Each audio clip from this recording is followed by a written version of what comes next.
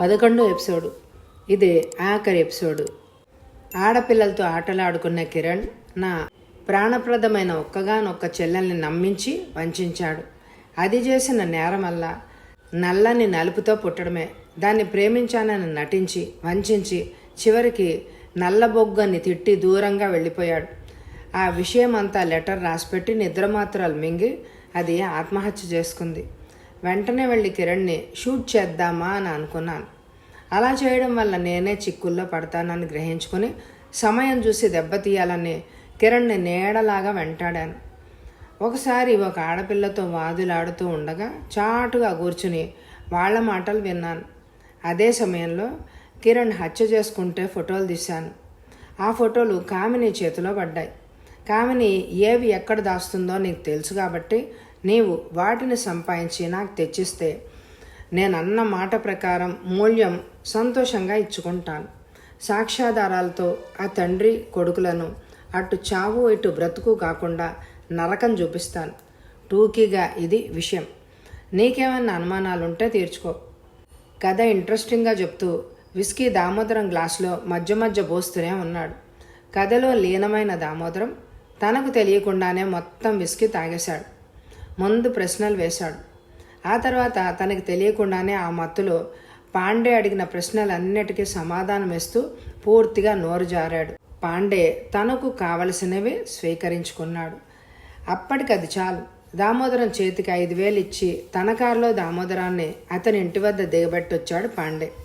కొత్తగా రంగప్రవేశం చేసిన ఈ కొత్త బాబు తక్కువ వ్యవధిలో ఎక్కువ సమాచారం సేకరించగలిగాడు. క్రిమినల్ అండ్ లాయర్ అయిన బ్లాక్మెయిలర్ పాండే సామాన్యుడు కాదు. గంటన్నర కాలంలోనే దామోదరాన్ని తన దారికి తీసుకురాగలిగాడు. అన్నీ సవ్యంగా ఉంటే గెలుపు పాండేదే అవుతుంది. దామోదరం చాకచక్యంగా చేసే పనిని బట్టి అది ఉంటుంది. పాండే అంతటి వాడు దామోదరం మీద ఆధారపడక తప్పదు. కామినికి తన బాబాయ్ మీద చాలా అనుమానాలు వచ్చాయి. దానికి కారణం దామోదరం ప్రవర్తన. దామోదరం ఈ మధ్య డబ్బు అడక్కపోవడం, రెక్లెస్గా ప్రవర్తించడమే కాక ఈ మధ్య తన మామగారైన రావుగారితో కలిసి కారులో వెళ్ళడం కనిపించడం, వాళ్ళిద్దరూ పక్కపక్క నవ్వుకుంటూ మాట్లాడుకోవడం చూసింది. దీనికి తోడు కిరణ్ కూడా నువ్వంటే నాకు లెక్క లేనట్లు ప్రవర్తిస్తున్నాడు. ఇదంతా ఏమిటో, దీనికి అసలు కారణం ఏమిటో కనిపెట్టి చూడాలి అని అనుకుంది కామిని.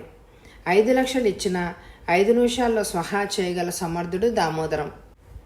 అలాంటిది కామిని ఇచ్చిన డబ్బంతా అవజేసి మళ్ళీ డబ్బు అడిగారు. కామిని ఇవ్వలేదు. అయినా ధారాళంగా డబ్బు ఖర్చు చేస్తున్నాడు అంటే ఎవరో దామోదరానికి డబ్బు అందిస్తున్నారు అన్నమాట. దామోదరానికి డబ్బు అందించడం అంటే విషయం చిన్నది అయి ఉండదు. ఈ ఆలోచన చేసిన కామిని దామోదరాన్ని 1000 కళ్ళతో కనిపెట్టడం చేసింది. ఏ చిన్న పొరపాటు జరిగినా తన భవిష్యత్తు నాశనం అయిపోతుంది, సర్వనాశనం అయిపోతుంది. కామినికి ఆ విషయం బాగా తెలుసు. అందుకే అతి జాగ్రత్తతో వ్యవహరిస్తోంది. ఈ డబ్బంతా ఎక్కడిది అని ఒక్కరోజు దామోదరాన్ని అడిగితే, మనసుంటే మార్గం లేదా? నేరాలు చేసేవాళ్ళు ఈ లోకంలో ఉన్నంత వరకు నాలాంటి వాడికి రోజులకి డోకా ఏమీ లేదు అన్నాడు దామోదరం. మరొక రోజు తను వచ్చేసరికి తను బాబాయ్ కలిసి ఉన్న ఇల్లు దేనికో వెతుకుతున్నట్టు సామానంతా చిందరవందరగా పడేసి కెలికినట్టుగా ఉంది. ఇదేంటి బాబాయ్ అంటే, రాత్రి బాగా తాగి ఒళ్ళు తెలియక నేనే ఈ పని చేశాను అన్నాడు. దామోదరం తప్పతాగితే మత్తుగా పడుకుంటాడు, లేకపోతే పిచ్చి గంతులేస్తాడే. కానీ ఇంత చక్కగా అన్ని వస్తువుల్ని కెలికాడు. దామోదరం చెప్పింది నమ్మినట్టు నటించి అసలు విషయాన్ని రాబట్టడానికి ప్రయత్నించింది కామిని. అప్పటికే ఫోటోల కోసం, క్యాసెట్ల కోసం వెతకని చోటంటూ లేదు. వెతికి కనిపించక లక్షలు సంపాదించే గోల్డెన్ ఛాన్స్ తప్పిపోయిందేమో అనే దిగులుగా ఉన్నాడు దామోదరం. సరిగ్గా అలాంటి సమయంలోనే కామిని అతనితో మాటలు పెట్టుకుంది. బాబాయ్, ఈరోజు నాకు అత్త, మామ, భర్త అంటూ ఒక ఇల్లు ఏర్పడ్డా నీ తర్వాతనే అన్నీ. నిన్ను విస్మరించను. నేను అడగంగానే నా భర్త నాకు డబ్బు ఇవ్వకపోవడం వల్ల నేను నీకు సమయానికి డబ్బు అందించలేకపోయాను. అంత మాత్రం చేత అపార్థం చేసుకోకు. ఎంతైనా మనం ఒకటి. మన మధ్య రహస్యాలుంటే మనకే చేటు. ఈ డబ్బు ఎవరిచ్చారు, అసలు ఎందుకు ఇచ్చారు అని అడిగింది కామిని. అదొక పెద్ద దేవరహస్యంలే అన్నాడు దామోదరం. నేను వినకూడనంత దేవరహస్యాలు ఏమున్నాయి? నా దగ్గర నువ్వు రహస్యం దాయడమా? తప్పే ఉంది. నా దగ్గర నువ్వు మటుకు దాయలేదా? కిరణ్ చేసిన హత్య రహస్యాన్ని అన్న దామోదరం నాలిక గట్టిగా కొరుక్కున్నాడు. ఇంతవరకు కామిని కిరణ్ తాలూకు రహస్యం అని మాత్రమే చెప్పింది, కానీ హత్య అనే మాట అస్సలు చెప్పలేదు. మరి దామోదరానికి ఈ విషయం ఎలా తెలిసినట్టు? కామినికి ఒక్క క్షణం తల గిర్రున తిరిగింది. హత్య ఏంటి అనాల్సింది పోయి తను నోరు జారి, ఈ విషయం నీకెట్లా తెలుసు బాబాయ్ అని అంది. ఆ తర్వాత కామిని కూడా పొరపాటుకి నాలుగు కొరుక్కుంది. అనుకోకుండా ఇరువురు పొరపాటున బయటపడ్డారు. పూర్తిగా కాకపోయినా ఆ తర్వాత కొన్ని విషయాలు మాట్లాడుకోక తప్పలేదు. నీకు ఈ విషయం ఎవరు చెప్పారు? కిరణ్ చెప్పాడా? రావుగారు చెప్పారా? చెప్తే ఏమని చెప్పారు? ఏమని అడిగారు అని కామిని అడుగుతుంటే జవాబుగా, నా మీద నమ్మకం లేకనేగా నా దగ్గర నువ్వు ఈ రహస్యాన్ని దాచింది. హత్య రహస్యం గురించి ఆ మాత్రం నేను తెలుసుకోలేను అనుకున్నావా? రావుగారు చెప్పారో, కిరణ్ చెప్పాడో, మరెవరో చెప్పారో, వల్లకట్లో రామనాథన్ చెప్పాడో, ఎవరో ఒకరు చెప్పారు, నాకు తెలిసింది. ఇది లక్షలతో కూడిన వ్యవహారం అన్నాడు దామోదరం. ఇద్దరు డైరెక్ట్గా మాట్లాడుకోకపోవడం, పైగా కొన్ని కల్పితాలు చేరడంతో విషయం అసలు బయటికి రాక అనుమానాలు ఎక్కువయ్యాయి ఇద్దరి మధ్య. శాలిని హత్య, కత్తిపోట్లు, ఫోటోలు అలా పొడి పొడిగా దామోదరం అంటూ ఉంటే లేని ఫోటోలు, రక్తం చెందకుండా జరిగిన అనిత హత్య గుర్తుకొచ్చాయి కామినికి. చాటుగా చాలా పెద్ద గొడవ జరుగుతున్నది అని అనుకుంది కామిని. అరగంట తర్వాత డైరెక్ట్గా రంగంలోకి దిగారు. మన ఇద్దరి మధ్య రహస్యాలు ఉండకూడదంటే ఆ ఫోటోలు, క్యాసెట్లు నాకివ్వు అన్నాడు దామోదరం. ఫోటోలు లేవు, క్యాసెట్లు లేవు, అంతా నా కల్పన అది అంది కామిని. కామినికి తనకివ్వడం ఇష్టం లేక అలా అబద్ధం ఆడుతోంది అని గ్రహించాడు దామోదరం. నీ మామ మొత్తం ఆస్తి కలిపి 50 లక్షలు ఉంటుందేమో, ఇంకా ఎక్కువ కూడా ఉండొచ్చు, ఏమో నాకు తెలీదు. ఆ లక్షలే గాక ఇంకా లక్షలు కావాలంటే మనం సంపాదించవచ్చు. ఫోటోలు, క్యాసెట్లు బయటపెట్టు. కామినికి అప్పుడంతా అర్థమైంది. ఇంట్లో వాళ్ళు గాక మరొక కొత్త మనిషి ఈ విషయంలో తలదూర్చాడు అని మాత్రం గ్రహించింది కామిని. వాళ్ళ వాదన ఎంతకీ తగలేదు. నిజం చెప్పుకోలేదు. ఒక నిర్ణయానికి కూడా రాలేదు. బాబాయ్, ఆశతో చాలా పెద్ద పొరపాటు చేస్తున్నావు. ఏదన్నా జరగరానిది జరిగితే నీతో పాటు నేను కూడా ఇరుక్కోవాల్సి వస్తుంది. మనం ఒకరిని ఒకరం నమ్మకపోవడం వల్ల మన గొయ్యి మనమే తీసుకున్నట్టు అవుతాం. కాస్త ఆలోచించు. ఇవాళ రేపు గడుస్తున్నాను. బాగా ఆలోచించి ఏ విషయం నాతో చెప్పు. నేను మాత్రం నీతో నిజమే చెప్పాను. నేను మా ఇంట్లో వాళ్ళు తప్ప నిన్నెవరైనా కలుసుకుంటే ఆ విషయం నా దగ్గర దాయకుండా చెప్పు. లేకపోతే మనం మృత్యువుకి 3 అంగుళాల దూరంలో ఉన్నట్టు అని చెప్పి కామిని బయటకు వచ్చేసింది. ఇదొక బెదిరింపు అనుకున్నాడు దామోదరం. అంతేగాక ఈ విషయాలన్నీ పాండేకు వెళ్ళి చెప్పాడు కూడా. మరొకసారి నీ ప్రయత్నం నువ్వు చేయి గట్టిగా అన్నాడు పాండే. విచిత్రంగా రాత్రికే క్యాసెట్, ఫోటోలు తన ఇంట్లోనే దొరికాయి దామోదరానికి. శాలినిని కిరణ్ కత్తితో పొడుస్తున్న ఫోటోలు. చాలా చక్కగా ఫోటోల్లో పడ్డాడు కిరణ్. మొత్తం 6 ఫోటోలు ఉన్నాయి. ఆ ఫోటోలను చూడంగానే దిక్కుమాలిన ఐడియా ఒకటి దామోదరానికి వచ్చింది. 2 ఫోటోలు రావుగారికి అమ్మే, మిగతా ఫోటోలన్నీ పాండేకి ఇచ్చేస్తే ఎలా ఉంటుంది?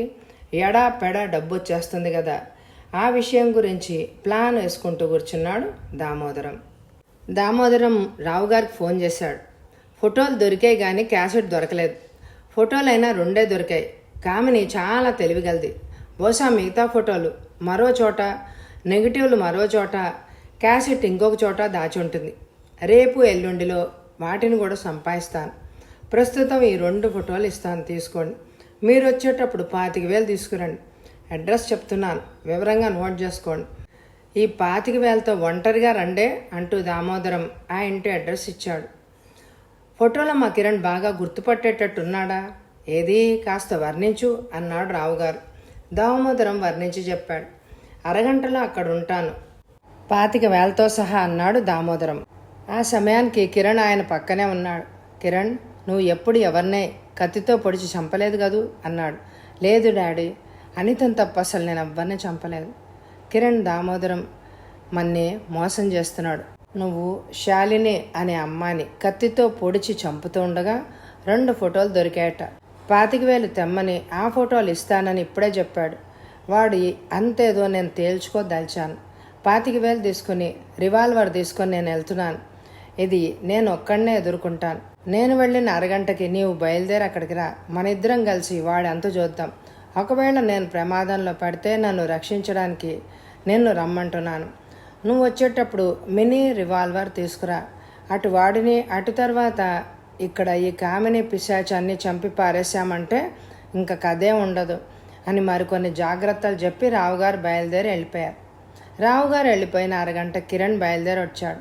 కామిని ఇంట్లో లేదని గట్టిగా తెలియడం వల్ల ఫోన్ వచ్చిన కంగారులో రావుగారు కిరణ్ మాట్లాడుతుండగా కామిని రావడం పొంచి వినడం జరిగింది.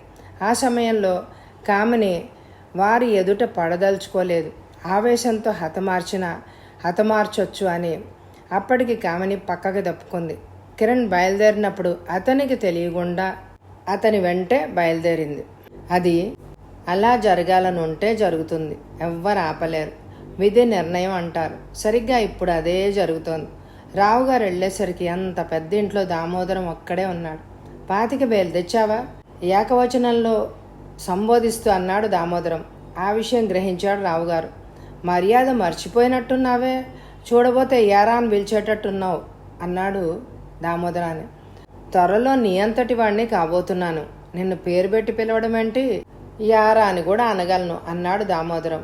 డైరెక్ట్గా విషయంలోకి వచ్చి సూటిగా అడిగాడు. ఆ ఫోటోలేవి? 25,000 తెచ్చావా? దామోదరం అడిగాడు. ఆడిన మాట తప్పడం ఈ రావుకి తెలియదు. ఇదిగో 25,000 అంటూ పేర్చిన నోట్ల కట్టలను చూపించాడు రావుగారు. నువ్వేమీ అనుకోకే, ఒక ఫోటోనే తీసుకొచ్చాను. ఒకటి ఇవాళ ఇస్తాను, రెండోది రేపిస్తాను. అలా ఎందుకు? రావుగారు అడిగారు. ఒకసారి నీకు 50,000 తీసుకురావడం కష్టమవుతుందని అన్నాడు దామోదరం. ఇది చాలా మోసం, అన్యాయం అన్నాడు రావుగారు. హత్య చేసిన దానికన్నా పెద్ద నేరమా? కోపం పట్టలేకపోయారు రావుగారు. నిన్ను అంటూ మిగతా మాట మింగేశారు. దామోదరం గలగలామంటూ నవ్వాడు. నీలాంటి పెద్దవాళ్ళు అవసరం వచ్చినంత వరకే మా మోటి వాళ్ళని వాడుకుని ఆ పైన చంపేస్తారు. మీ అవసరం తీరాక అని తెలుసు నాకు. ఒకవేళ నువ్వు నన్ను చంపే ఉద్దేశం పెట్టుకుని వచ్చావేమో. తొందరపడి ఆ పని చేయకు. లేనిపోంది నీ కొడుకుతో పాటు నీకు కూడా చావు వచ్చి పడుతుంది. నీ కొడుకు ఏ జాగ్రత్తలు తీసుకోకుండా ఇరుక్కుపోయాడు. నీవు జాగ్రత్తలు తీసుకునే వచ్చుంటావు. అయినా లాభం లేదు.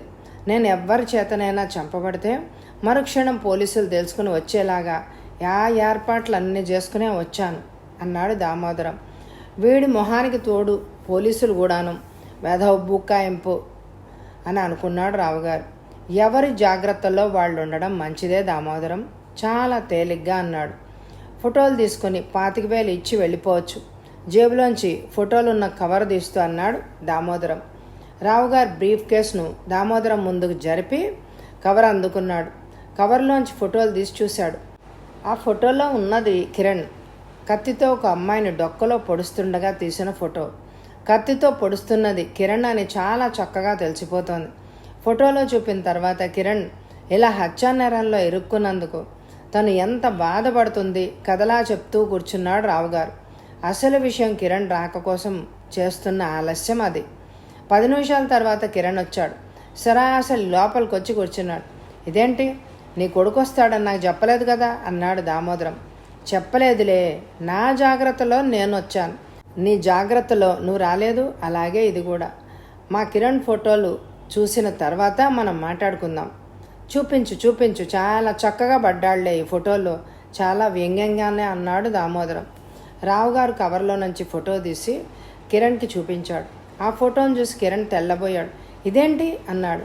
బాగుంది నాయన, చాలా బాగుంది. ఇదేంటో తెలియకుండానే చేశావా? ఆ చేతుల్లో కత్తి, ఆ కోపంతో పొడుస్తున్న తీరు, ఆ పిల్లని కదలకుండా మరో చేత్తో నొక్కి పట్టి మరీ పొడుస్తున్నావు. కలర్ ఫోటో అయినట్టయితే రక్తం రంగు ఇంకా బాగా కనపడేది. వెకిలిగా వ్యంగ్యంగా నవ్వుతూ అన్నాడు దామోదరం. ఇది మోసం, కిరణ్ అరిచినట్టే అన్నాడు. అలానే నేను గ్రహించాను. రావుగారు తాపిగా అన్నారు. తండ్రి కొడుకులను చూస్తుంటే ఒళ్ళు మండిపోయింది దామోదరానికి. నన్ను వెర్రి వెధవని చేసి ఆడిద్దామనుకుంటున్నారా? ఏది ఆ ఫోటో ఇటివ్వు కోపంగా అన్నాడు. ఆ ఫోటో ఇవ్వకు గాంభీర్యంగా అన్నాడు రావుగారు. అమ్మా, నీ తెలివి తెల్లారా, అబ్బా కొడుకులు కలిసి మంచి తెలివిగా వ్యవహరిస్తున్నారే. ఈ హత్య ఫోటోలు కాదా మీరు అడిగింది? ఇంకో హత్య ఫోటోలా? ఇప్పటికి ఎన్ని హత్యలు చేసావురా నాయనా? ఎన్ని చేస్తే ఏంట్లే, డబ్బులు ఇచ్చి నిన్ను రక్షించుకుంటునే నీ తండ్రి ఉన్నాడుగా. దామోదరం వెకిలిగా నవ్వుతూ అన్నాడు. నువ్వు చెప్పినట్టుగా నేనేమి బోలెడు హత్యలు చేసిన హంతకుణ్ణేమీ కాదు అన్నాడు కిరణ్ కోపంగా. అవునులే, 3-4 చేస్తే బోలెడెట్లా అవుతాయి? రావుగారు ఆ సంభాషణ వినిపించుకోలేదు. మరో కొత్త ప్లాన్ ఆలోచిస్తున్నారు చకచక. 3 కాదు 2 కాదు, ఒకటే. అది కూడా పొరపాటున జరిగింది. నేను ఫోటోలు ఇచ్చాను, మీరు డబ్బులు ఇచ్చారు, అంతే. ఇక్కడితో ఇది జరిగిపోయింది, అయిపోయింది అన్నాడు దామోదరం. కిరణ్ దామోదరాన్ని ఆపుదామని చూస్తే, నువ్వాగు కిరణ్, డబ్బు ఎక్కడికి పోదు, నువ్వు ఆవేశపడుకు అన్నారు రావుగారు. ఈ అమ్మాయి పేరు శాలిని. ఈ అమ్మాయికి నువ్వు కడుపు చేశావు. ఆ అమ్మాయి నిన్ను నిలదీస్తే ఆమెను చంపడానికి నువ్వు సిద్ధపడ్డావు అన్నాడు దామోదరం. రావుగారు, ఇది నిజమేనా? ఏమిటి ఇదంతా అని అడిగారు. డాడీ, ఇదంతా అబద్ధం. హోటల్ గది, మా పోట్లాట అంతవరకు కరెక్టు, కానీ మిగతాదంతా శుద్ధ అబద్ధం. అసలు నేను హోటల్ గదిలో అనితని ఎలా హత్య చేశానో అది కాస్త మార్చి, వ్యవహారం కత్తి పోడకు మించి దొంగ ఫోటోలు తీసి ఇక్కడికి తీసుకొచ్చాడు ఈ దొంగ వెధవ అన్నాడు రవంత ఆవేశంతో కిరణ్. దొంగ వెధవా, పిచ్చి వెధవా అని పిచ్చి పిచ్చిగా మాట్లాడకు. నేను దొంగ వెధవనైతే నువ్వు హంతకుడివి, ఆ విషయం మర్చిపోకు. కళ్ళకు గట్టినట్టు హత్య చేస్తున్నట్లు కళ్ళకు కనపడుతూ ఉంటే ఫోటోల్లో ఇది శాలిని హత్య చేసిన ఫోటో. అనిత ఫోటో ఇంకొకటి. అనిత ఎవరో తెలియపోయినా చాలా తెలివిగానే అన్నాడు దామోదరం. మాకు కావాల్సింది అనిత హత్య చేస్తుండగా నువ్వు తీసిన ఫోటో. హోటల్ రూమ్లో అనిత కిరణ్లు ఉండగా వాళ్ళ సంభాషణ ఉన్న క్యాసెట్. మేము అడిగింది అనిత కేసులోవి. ఆ ఫోటోలు క్యాసెట్లు తీసుకొస్తే డబ్బిచ్చేది అన్నాడు రావుగారు. కామిని నాకంతా చెప్పింది. క్యాసెట్లని ఫోటోలని నా దగ్గరే దాచింది దామోదరం అన్నాడు. కామిని నిన్నే మోసం చేసింది, అదొక పెద్ద దయ్యం. అనిత మరణించగానే సమయానికి దయ్యంలాగా ఓడిపడింది. ఫోటోలు క్యాసెట్లు అన్ని నన్ను బెదిరించి నా భార్య అయిపోయింది. దాని దగ్గర అనిత గురించిన సాక్ష్యాలు ఏమీ అసలు లేకపోవచ్చు. బుకాయించి నన్ను లొంగ తీసుకుందని అనుకుంటున్నాను. చంపబడింది అనిత కాదు, శాలిని అని నువ్వు అనుకుంటున్నావు. కామిని అలా పేరు మార్చి చెప్పుంటుంది. నువ్వేమో ఏదో కొత్త నాటకం ఆడుతున్నావు అన్నాడు కిరణ్. దీనిలో ఏదో మోసం ఉంది, రావుగారు అన్నారు. మోసం ఏం లేదు, నేరం చేసింది మీరు భయపడి చావాలి. నాకెందుకు, జరిగిందంతా చెప్తాను. అసలు కామిని, దామోదరం అంటుండగానే కామిని బాబాయ్ అంటూ పక్క గదిలోంచి దూసుకొచ్చింది. నువ్వు వచ్చావా తడబడుతూ అన్నాడు దామోదరం. బాబాయ్, నీకు నోటి తొందర జాస్తి, మౌనంగా ఊరుకోమంటే ఇదేంటి? నువ్వు నోరు మెదపకు అంటూ దామోదరాన్ని చూస్తూ కన్ను కొట్టింది. చాలా ప్రమాదంలో ఉన్నప్పుడు ఒకరిని ఒకరు రక్షించుకోవాలని గతంలో దామోదరం కామినితో అన్నాడు. ఇప్పుడు దామోదరానికి కిరణ్ రావుగారి ప్రవర్తన చూస్తుంటే అనుమానం వచ్చింది. దానికి తోడు కామిని ఎడం కన్ను గేటడంతో పూర్తిగా ఆ అనుమానం బలపడింది. దామోదరం పిచ్చి పిచ్చిగా వాగుతాడేమో అని కామిని వెంటనే వచ్చింది. పైగా ఇంకో అమ్మాయి హత్య చేస్తున్న ఫోటో దామోదరం రావుగారికి ఇవ్వడంతో మరొక 25,000 అయి ఉంటుంది అని అనుకుంది. దామోదరం వాగకుండా ఉండడానికి ఆ ఫోటో చూడ్డానికి కామిని యువతలకి రాక తప్పలేదు. వాళ్ళలా మాట్లాడుకుంటూ ఉంటే రావుగారు లేచి నించున్నారు. మీ ఇద్దరి నాటకం ఏంటి అన్నాడు కాస్త కఠినంగా. కామిని మాట్లాడలేదు. దామోదరం మాత్రం పెట్టి చేతిలోకి తీసుకుని తను లేస్తూ, ఈ డబ్బు తీసుకుని వెళ్ళనా అమ్మాయి అన్నాడు కామినిని అడుగుతూ. నేను కూడా వస్తున్నా బాబాయ్ అంది కామిని. అంతలో రావుగారు రివాల్వర్ వాళ్లకేసి గురిపెట్టి ఆగండి అన్నాడు. దామోదరం కామిని తెల్లబోయారు. ముందు ఆ బ్రీఫ్ కేసు అక్కడ పెట్టేళ్ళు, లేకపోతే ప్రాణం తీసేస్తాను అన్నాడు రావుగారు. నేను పెట్టను అన్నాడు దామోదరం బ్రీఫ్ కేసుని గుండెలకి హత్తుకుంటూ. బెదిరింపా అంది కామిని. డాడీ, నేను అనితను హత్య చేసిన విషయం కామినికి తప్ప ఎవ్వరికి తెలియదు. ఆఖరికి మీతో కూడా ఈ విషయం చెప్పలేదు. ఈ పిశాచం మాత్రం దాని బాబాయ్ గారితో చెప్పింది. మనని సర్వనాశనం చేసి డబ్బు కాజేయడానికి కామిని దామోదరం చేస్తున్న ప్లాన్ ఇది అన్నాడు కిరణ్. వాళ్ళు డబ్బు కాజేయడానికే ఇలాంటి దొంగ ఫోటోలు చూపిస్తున్నారు అన్నాడు కిరణ్. అసలు ఇంకా ఆలస్యం చేయకుండా వీళ్ళిద్దరిని కాల్చి పారేయండి అన్నాడు ఆవేశంగా కిరణ్. కిరణ్ మాట్లాడుతుంటే రావుగారు వింటుంటే దామోదరం తెలివిగా చాలా క్విక్గా తన చేతిలో పెట్టిన రావుగారి చేతి మీదకి విసిరాడు. రావుగారి చేతిలోని రివాల్వర్ కింద పడింది, కొంగుమని శబ్దం చేస్తూ. అంతే. దాంతో కోపం వచ్చిన కిరణ్ తన జేబులో ఉన్న మినీ రివాల్వర్ తీసి దామోదరాన్ని కాల్చాడు. దామోదరం అమ్మ అంటూ ఒరిగిపోయాడు. కామిని, ఇంక నీవున్నామంటూ రివాల్వర్ అటు తిప్పే లోపల కిరణ్ చేతికి పిస్టల్ గుండొచ్చి తగిలి అమ్మా అని అరిచి చేతిలో రివాల్వర్ని జార విడవడం అన్నీ వెంటనే జరిగిపోయాయి. పోలీసులు అక్కడికి వచ్చారు. ఎవ్వరూ కదలొద్దు. ఇన్స్పెక్టర్ కంఠం కంగమంది. వెంటనే కిరణ్ వైపు తిరిగి యువర్ అండర్ అరెస్ట్ అన్నాడు. ఆ తర్వాత హత్యా ఉదంతం పేపర్లో పెద్ద అక్షరాలతో ప్రచురించబడింది. ఆ రోజు తనంతట తానుగా గోవిందరావు పోలీస్ స్టేషన్కి వచ్చాడు. తాను భయం వల్ల, భార్య మాట వల్ల పారిపోవడం జరిగిందని, తనను క్షమించమని గోవిందరావు వలవలా ఏడుస్తూ చెప్పాడు. డోంట్ వరీ మిస్టర్ గోవిందరావు, నిజం చెప్పాలంటే నీ వల్లనే మాకు హంతకుడు దొరికాడు. దొంగతనాలు, హత్యలు, మోసాలు నేరాలు కానీ పిరికిగా పారిపోవడం నేరం కాదు, కేవలం పిరికితనం. ఈ కథకు హీరో ఎవరో తెలుసా? కానిస్టేబుల్ కనకారావు. అన్ని విషయాలు అతను చెప్తాడు విను అని చెప్పి ఇన్స్పెక్టరు మరో కేసు విషయంలో అవతలికి వెళ్ళిపోయాడు. రా మిత్రమా అంటూ గోవిందరావుని పక్క గదిలోకి తీసుకెళ్ళాడు కానిస్టేబుల్ కనకారావు. నాకేం అర్థం కావడం లేదు, ఆ రెండో హత్య కూడా ఎలా చేశాడు? గోవిందరావు అడిగాడు. ఒక మాటలో వివరించడము కుదరదు, వివరంగా చెప్తే కానీ అర్థం కాదు మిత్రమా. మొదటి నుంచి చెప్తాను, జాగ్రత్తగా విను. అనిత డెడ్ బాడీ బయటపడిన తర్వాత మాకే చిన్న సాక్ష్యం కూడా దొరకలేదు. ఇక నీవు చెప్పిన 2 సంగతులు తప్పించి ఈ కేసులో నీ సాక్ష్యం ఉపయోగపడదు. సరేలే, ఆ చిన్న సాక్ష్యంతోటే ఈ కేసును లాగొచ్చు అని అనుకున్నాను, కానీ ఎలాగో అర్థం కాలే. ప్రస్తుతానికి ఫైలు మూయడం తప్ప చేసేదేం లేదు. సరే, నీవు ఛాలెంజింగ్గా తీసుకుని ఈ కేసు సాధించగలిగితే సాధించన్నారు ఇన్స్పెక్టర్. ఒక హంతకుణ్ణి పట్టుకున్నవాడివి అవుతావు అని కూడా అన్నారు. సరే, ఆయన చెప్పింది నిజమే అని నేను మొదలుపెట్టాను. నీకు మందు పోయించాను, నువ్వేమో వివరాలు చెప్పావు, అడ్రస్ కూడా చెప్పావు. నేను అక్కడి నుంచి రావు గారి ఇంటి మీద నిఘా వేసి కిరణ్ అని తేల్చుకున్నాను నీ వర్ణన మూలంగా. ఆ తర్వాత అతను కిషోరీలాల్ అనే పేరు మార్చుకుని అదే హోటల్లో దిగాడని రూఢిగా తెలిసింది. కిషోరీలాల్ని మనము నిరూపించలేం కాబట్టి ఇంకా నేను ప్రయత్నం చేశాను. ఆ తర్వాత పోస్ట్ మార్టంలో తేలింది ఏంటంటే అనిత గర్భవతి అని. ఇలాంటి టైంలో కిరణ్ కామినిని పెళ్ళాడాడని, హత్య చేసిన మర్నాడే అసలు పెళ్ళెందుకు చేసుకోవాల్సిన అవసరం ఏం వచ్చిందని ఇలా ఆలోచించుకున్నాను. కిరణ్ కామినిని పెళ్లి చేసుకుని ఎందుకు వెళ్ళవలసి వచ్చింది, ఆ విషయం ఆధారంగా చేసుకొని రంగంలోకి దిగాను. కామిని, ఆమె బాబాయ్ దామోదరం ఇరువురు మంచోళ్ళు కాదు. వాళ్ళని గురించి చాలా విషయాలే తెలుసుకున్నాను. నా పరిశోధనలో చాలా విషయాలు తెలిసాక కలుగులో దూరిన ఎలకలు బయటకు వచ్చే మార్గం కనపడలేదు. నేను ఒక చిన్న నాటకం ఆడాను. ఈ హత్య గురించి నాకు తెలుసంటూ ఫోటోలు, క్యాసెట్లు నా దగ్గర ఉన్నాయంటూ బ్లాక్ మెయిలింగ్ పేరుతో వ్యవహరిస్తూ నేను కిరణ్కు ఒక బెదిరింపు లేఖ రాశాను. ఆ దెబ్బతో కలుగులో ఎలకలకి చలనం వచ్చింది, కానీ బయటకు రాలేదు. నేను ఇన్స్పెక్టర్ సహాయాన్ని అర్థించి నాటక రంగంలోకి ప్రవేశించాను. ఇన్స్పెక్టర్ నా భుజం తట్టి గో హెడ్ అన్నారు. నాటకం తయారు చేశాను. స్టేజ్ కూడా చాలా ఖరీదైంది తయారైంది.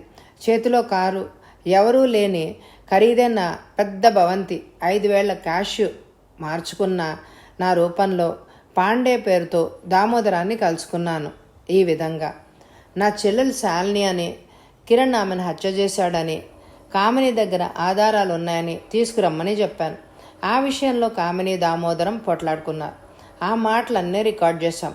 నేనే దొంగ ఫోటోలు తయారు చేయించి మొహం ఉండే చోట కిరణ్ తల పెట్టేసి ఆ ఫోటోల్ని దామోదరం ఇంట్లోనే ఉంచాను. ఆ ఫోటోల్లో ఒకటి తీసుకొని రావు గారికి ఫలానా చోటుకి రమ్మని దామోదరం ఫోన్ చేశాడు. కలుగులో ఎలకలన్నీ బయటకు వచ్చాయి. ఫోన్ కాల్ మేము కూడా వినడం జరిగింది. రావుగారు వెనుక నేను, కిరణ్ వస్తాడు. రావుగారు, కిరణ్, దామోదరం మాట్లాడుకుంటూ ఉంటే ఆ మాటలు కూడా రికార్డ్ చేయొచ్చు అని అనుకున్నాం. ఒకవేళ అవసరమైతే అక్కడికక్కడే పట్టుకోవచ్చు అని అనుకుని నేను, ఇన్స్పెక్టర్, ఇంకో 2 పోలీసులు ఆ ఇంట్లోనే ఒక మూల దాక్కున్నాం.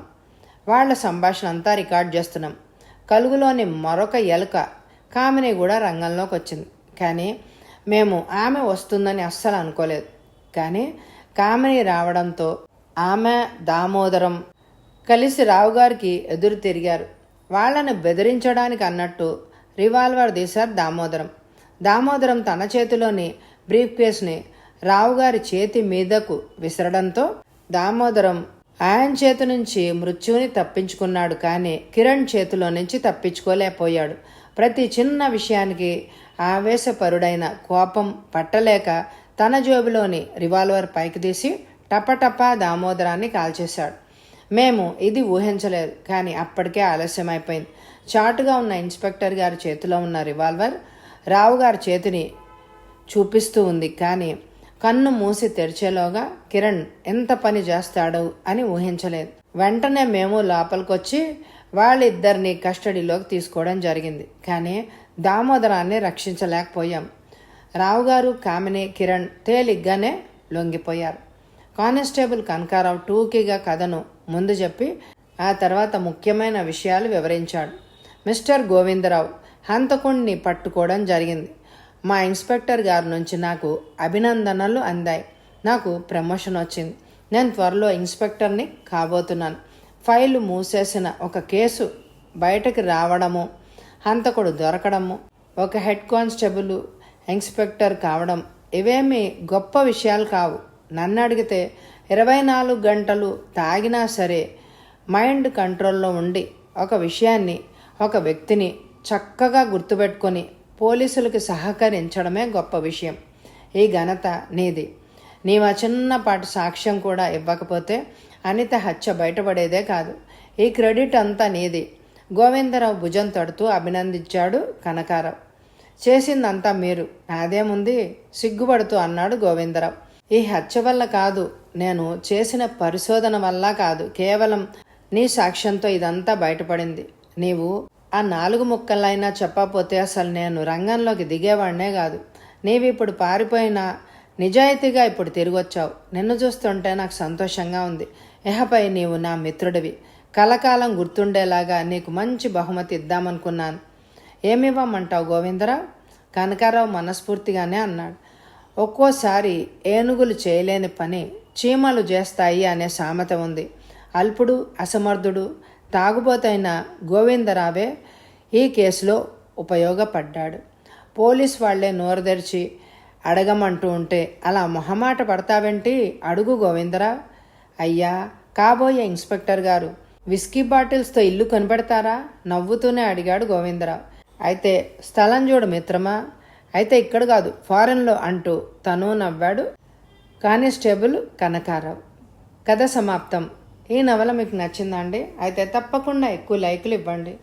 మరొక కొత్త నవలతో మీ ముందుంటాను. ఎండ్ స్క్రీన్లో ఉన్న ఇదివరకు చదివిన నవలలు, పూర్తి నవలలు, కథలు, ఎపిసోడ్స్ అన్నీ చూడండి. Thank you very much my dear friends.